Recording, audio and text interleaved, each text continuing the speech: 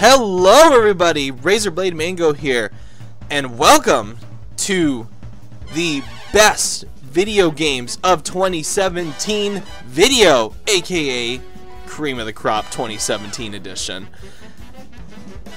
So, this video is going to be about my favorite games of the year, because even though 2017 was a year where many publishers started to break the bottom of the barrel in order to exploit customers and put in new abhorrent anti-consumer practices in their video games. Don't worry, we'll get to those in another video. This video is all about the good, the great, the excellent, the fucking amazing. And what the fuck am I waiting for? Normally, I would do, very select few games for this list. But you know what? Because 2017 had so much bullshit in it, I kind of want to counterbalance that out with all the good. So you're going to find eight games listed in this video. Want to know what they are?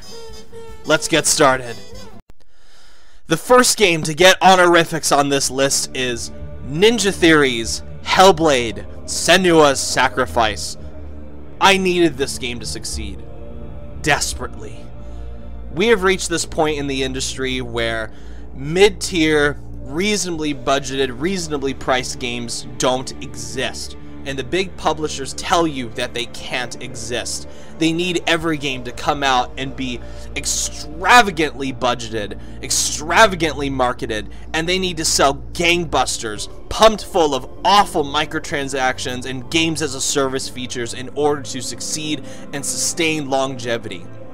Well, Ninja Theory's Hellblade comes in and smacks the naysayers in the fucking face, and that's what they deserved.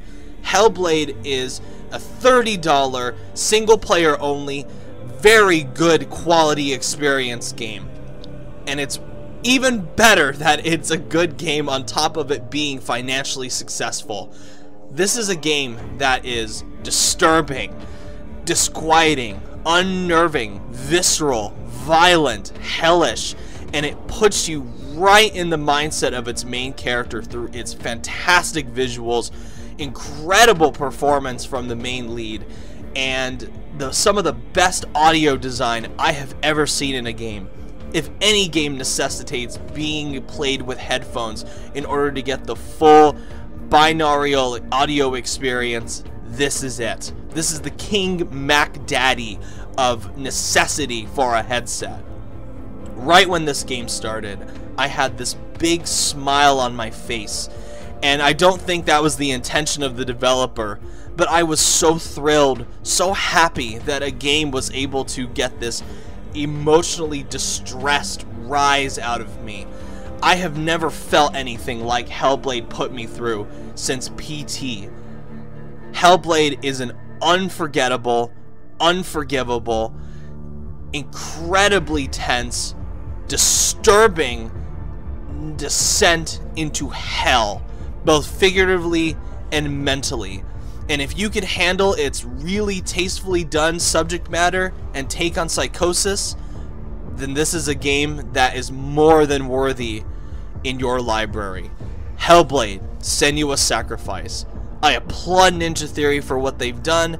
I applaud them even more for succeeding, and I can't wait to see what they do now that they've proven to not only themselves but the industry that they can get away from the big publishers and do things the way they want to be done without the interference of corporate overlords.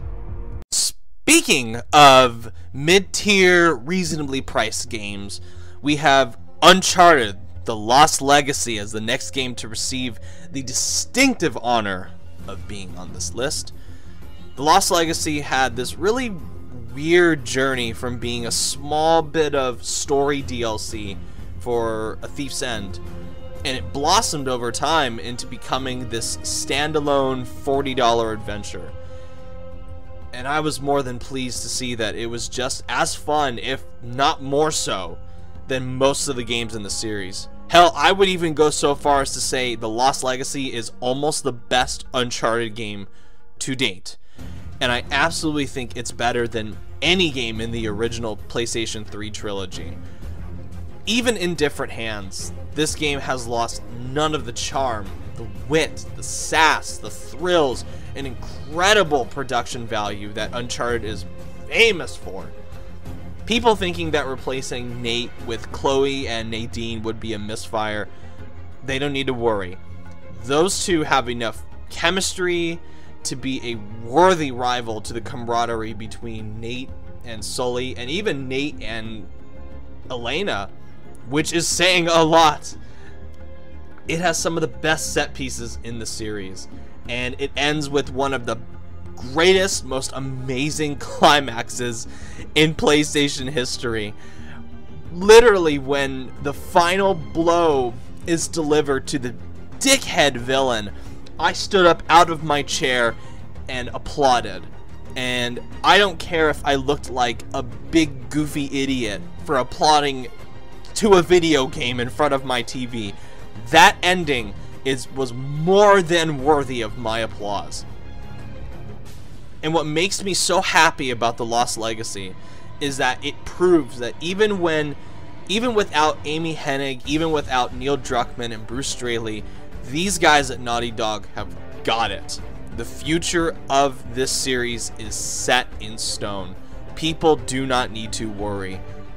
Thanks to The Lost Legacy, it proves that Naughty Dog has got this for years to come. The next game brings me so much joy to see on this list, and that would be Resident Evil 7 Biohazard. It's been a long time since I've been this engrossed in a horror game, and I am so pleased to see Capcom finally get its head out of its ass and bring back one of its flagship franchises and put the motherfucker back on track.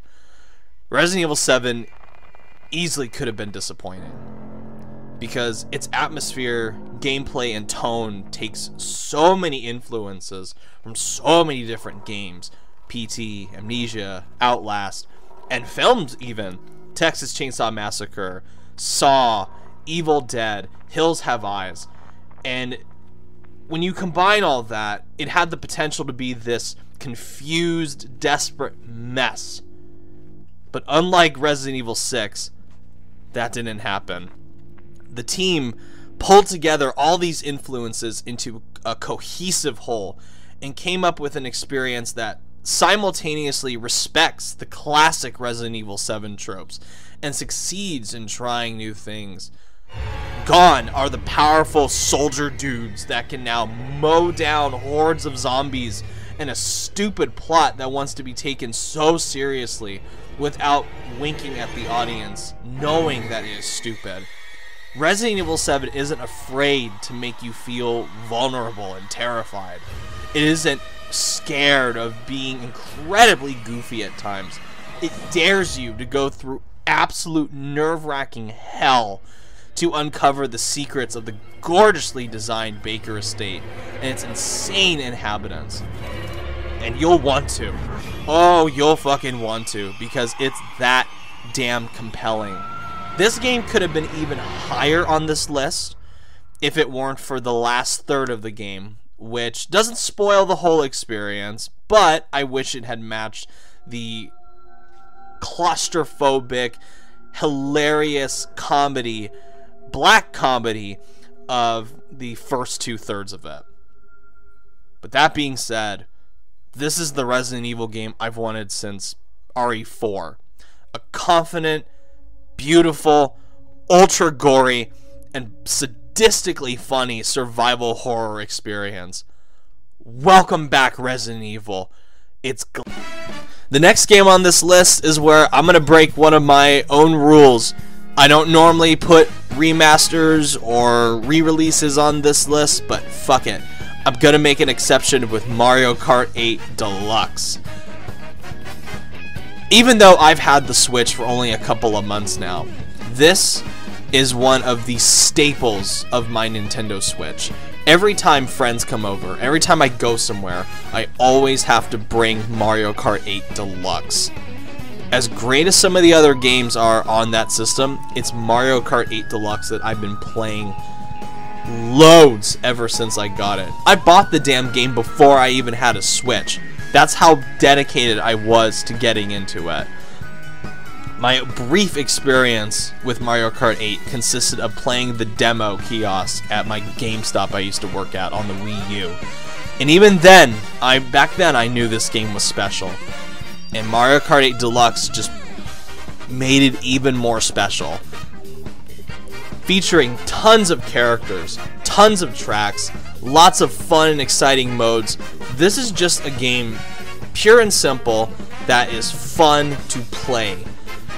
When I get friends together and we play this thing, it brings the fun and joy out of all of us. It brings out that competitive spirit, the absolute chaos that this game can become. And featuring loads of tracks. I never get tired of seeing the same ones over and over again either, because they're just so meticulously well designed and flourish with this sense of creativity and joy. Like another game on this list from Nintendo, this is just a game that I feel like was designed to be as fun as humanly possible. And this game has the honor of being the first Nintendo game ever to be featured on a Cream of the Crop. And I've never owned a Nintendo console. Hell, I've never even had much desire to own one.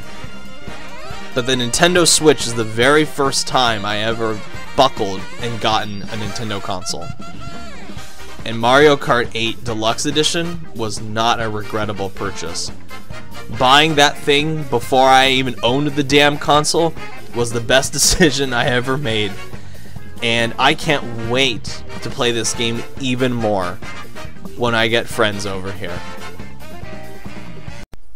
The next game on the list is another excellent PlayStation exclusive. Guerrilla Games' Horizon Zero Dawn. As big of a PlayStation fan as I am, and I'm a big PlayStation fan, one of the studios of theirs that I've never really been a fan of is Guerrilla Games. For years, I've tried and failed to get into the Killzone series, and I just figured them for a lost cause. I just accepted that I might never like any of their games, especially Shadowfall. Shadowfall was just awful. Well, that's not the case anymore. There are two things that really impressed me the most about Horizon Zero Dawn, you know, among many things. That they nailed it with their first attempt at an open world RPG. And that, like Resident Evil 7, it's this collage of multiple influences that work really damn well together. It has bits of Far Cry, Monster Hunter, Dark Souls, Mass Effect, The Witcher 3, Skyrim, and more. And the amazing thing is that each element is meticulously implemented to complement the backbone of the game, which is hunting and killing machine animals, which looks, sounds, and feels just right. And it becomes super addicting to take those fuckers down, big and small. It has a good story to boot. Not great, but good. Aloy is an interesting, likable protagonist. The graphics and the art style are some of the best I've ever seen. This game was designed to have the share button used. I was slamming the share button every maybe hour or so when I first went into this game. I have an entire, like, 3 gigabytes of my data on the PS4 dedicated to all things Horizon Zero Dawn. And it's just a fun game. It's super, super enjoyable. And I was terrified that this game would turn into another Order 1886 situation. Both games had initial reveals that excited the hell out of me, with the Order 1886 being futuristic tech in a steampunk London post-apocalyptic world. Not post-apocalyptic, but, you know, a different alternate reality. That looked great. Horizon Zero Dawn, this is the one that's post-apocalyptic, with humanity long since gone, civilization long since gone, reduced to the hunter-gatherer state fighting these amazing-looking robot dinosaurs. Both looked great. One was super disappointing and crappy, and the other one turned out to be fucking fantastic. And I'm relieved to report that I ended up loving Horizon Zero Dawn by the end. I'll be honest, I wasn't sure of it at first. Its first few hours felt clunky and kind of stale and just did not really have the impact I think they were going for. But once the world opened up, I just became obsessed with the game. I just lost myself in the world that Guerrilla Games created. And it is another beautiful large jewel in the exclusives crown that rests firmly on PlayStation's head. I am so happy that Horizon Zero Dawn turned out to be great, and I can't wait to see what new entries Guerrilla Games bring to the table in this incredible new franchise. The next game on this list is Super Mario Odyssey! Da, da, da, da, da.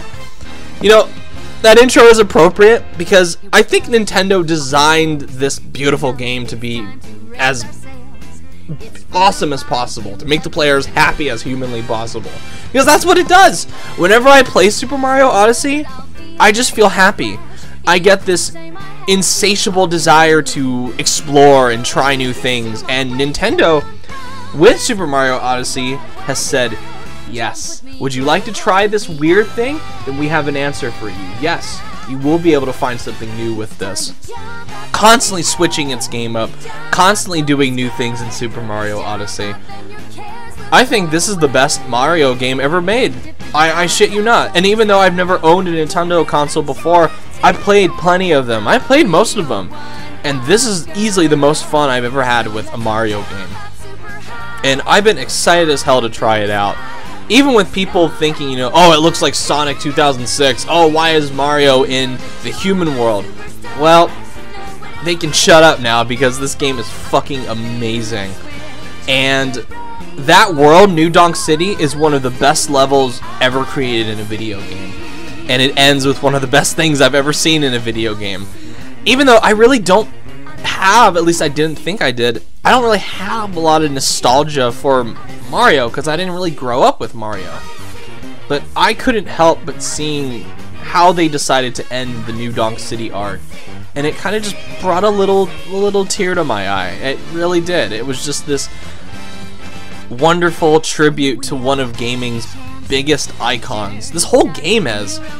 You go through multiple beautiful worlds that all feature incredible new creative ways to explore and find new weird things. It has costumes that you earn in-game with in-game currency. Imagine that! With no microtransactions and you don't have to purchase anything outside of the game. It's wonderful. It's like this new little novelty that I have. It feels like Super Mario Odyssey was designed by and for a different genre or a different time, and it just doesn't fit in the modern gaming world. And that's what I love so much about it. It doesn't conform to the greed of modern standard.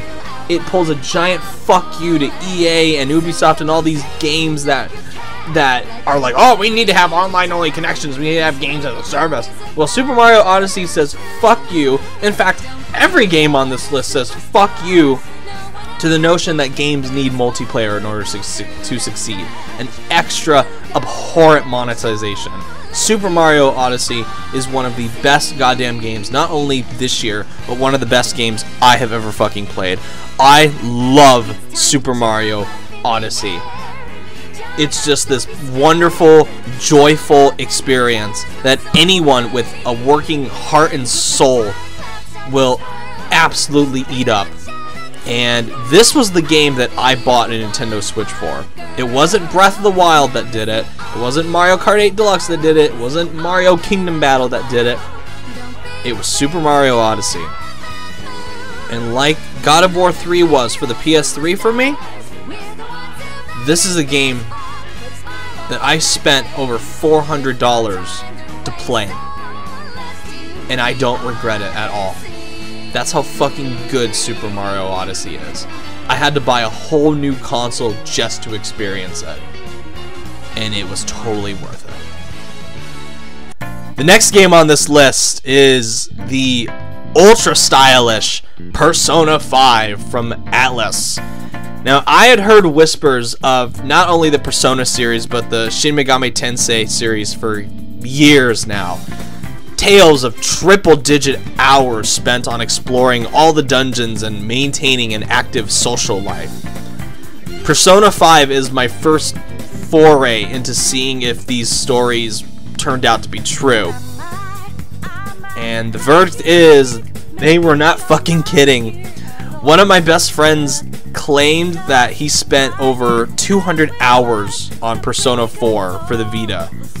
And I just couldn't believe it at the time when I heard that. Now I do. In the more than 150 hours I have spent with this game over 2 playthroughs, Persona 5 has had me completely absorbed in its crazy, surreal, stylish world as I kicked ass across multiple beautiful dungeons, hung out with a lovable cast of characters, one of the best I've ever seen in gaming, and listened to the fucking amazing soundtrack. Oh my lord in heaven, the music. I think this soundtrack has more than earned its place as a permanent staple in my life. This is the fucking soundtrack to my life. I listen to it at work. I listen to it at home. I listen to it in my car. I listen to the soundtrack at least 20 minutes per day since I've played this game. I shit you not. That sounds like hyperbole. That sounds like an exaggeration. It's not. It is the best soundtrack of this year. One of the best soundtracks ever made. And in a year where a Kingdom Hearts game had original music in it, that's saying something that this soundtrack is better than a Kingdom Hearts soundtrack. But I am so happy that I finally took the plunge into this wacky world of Persona, because now I completely understand what everyone was so addicted to. And addiction is the serious key word here, because any game that can keep me invested. Let's just sanction off my first playthrough, which is designed to last you 95 hours. Took me 95 hours to beat it on my first playthrough. Any game that can keep me invested in it, in a linear narrative story for 95 fucking hours, is doing wonderful things. And Persona 5 is a wonderful game. I have never experienced anything like it, and I think, in my opinion, it is the greatest JRPG I have ever played. Certainly the best one I've played since the PlayStation 2 era. So, even with Atlus's stupid policies regarding streaming their game and blocking any video recording and streaming on their fucking bullshit PS4 edition, I tip my hat to Atlus regarding this game, because it is an amazing work of art. It deserves to be in a museum somewhere, to be cherished for many, many years. And I'm actually looking forward to that dancing game as well, I shit you not. So, Persona 5, almost my game of the year, if not for one last thing. And finally, the game that deserves the honor of being my game of the year for 2017 will come as no surprise to anyone that knows me or follows this channel. It is Giant Sparrow's What Remains of Edith Finch. This game speaks to me in a way no other game has managed to do. Through multiple varied stories, the tale of the titular character's cursed family is a beautiful and often heartbreaking meditation on life, death, family, and myth. It's an experience that is a large stepping stone in helping me come to terms with my own mortality and what happens when those I love will eventually leave me forever. This is a game that has made me think about my own existence and my own life more than any game I have, and more than anything I have ever experienced. Not even movies have had the effect on me that Edith Finch has. And for all its tragic stories, and there are multiple tragic stories in this game, for it being all about death, it's a strangely comforting game. And if I make it sound like a depressing experience, I also must note that it is still highly enjoyable, because it is filled with, you know, laughter, and it's constantly changing it up with new things. And as someone who sees the potential in these, you know, to use the derogatory term, walking simulators, this is the first one that fully gets it right. It sets a golden standard for this genre that I think will influence multiple games from here on out. And this is a game that I found to be very, very, very, very emotionally overwhelming by the time the credits rolled. I was a blithering mess of tears during this game's finale, and I won't spoil why, and I won't spoil how, but trust me when I say that this game is maybe the most emotionally overwhelming game I've ever played, and it just hit me like a fucking freight train at the end.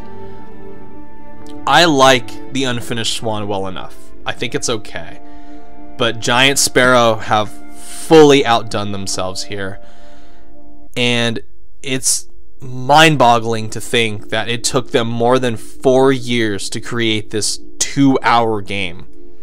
But it shows. There is a lot of love and care and creativity jam-packed into this game. So many smart, small decisions that just make the experience all the more enjoyable to play, all the more impactful, and all the more thematically deep. And all I can really say about this game, you know, to cut it simply, is thank you. Thank you, Giant Sparrow. Thank you, Annapurna Interactive. Thank you, Sony, in part, for making this game possible. I'm getting choked up even just thinking about it, but if you want more specific details where I go in depth on why I love this game so much, I have a podcast of it where I talk about it with a guest. Go listen to that. But I highly recommend, if you haven't played this game yet, to go into it blind. Don't watch any of the trailers. Don't watch any of the you know, late game gameplay of it, because this game needs to be seen with fresh eyes. There are so many surprises and unexpected moments, both funny and heartbreaking. So many amazing uses of music and sound, and it's just this, like Persona 5, it's just this amazing work of art. But I think there is just so much to see and so much to feel when it comes to What Remains of Edith Finch. It is such a special game for me that I had no choice but to make it my game of the year, because this is easily the best game I have played all year. And I said that back in April when I first played it, when I first finished it. I said to myself, there will be no other game this year that beats What Remains of Edith Finch. And normally I have to, you know, debate in my head, which it's usually a contest between two each year, which is the better one. 2015 with The Witcher 3 and Bloodborne. Last year with Doom and Titanfall 2. No contest this year. What Remains of Edith Finch is the best game of 2017, in my opinion. So thank you everyone for watching. Please let me know what your favorite games of this year have been, And please look out for the other videos that are gonna be coming. And for everyone out there that has been with me through 2017, if I don't make another video before the year end, thank you so much. Thank you for all the wonderful people and comments and memories, and I will see you all in 2018. Thank you.